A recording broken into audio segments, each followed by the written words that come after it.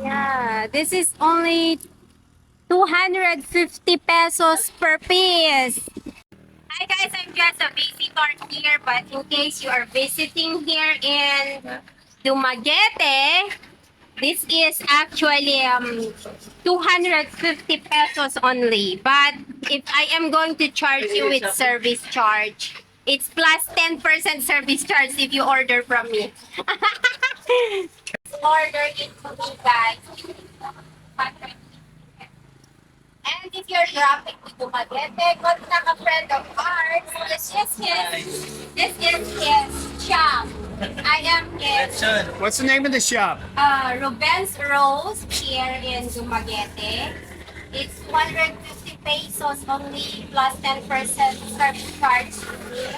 And if you go directly to him, I will gonna give you the contact number later. This is called Lechon Manok. Actually, or roast sorry. It's a secret version. Oh, secret recipe or secret Secret art. chicken. It's nice. It's filled with secret recipe from the owner. It's a secret chicken.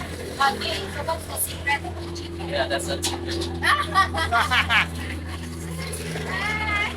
Good? Wow.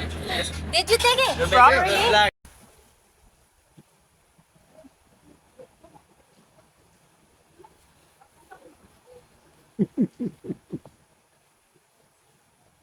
They don't have Hmm. mango juice? Yum. Huh?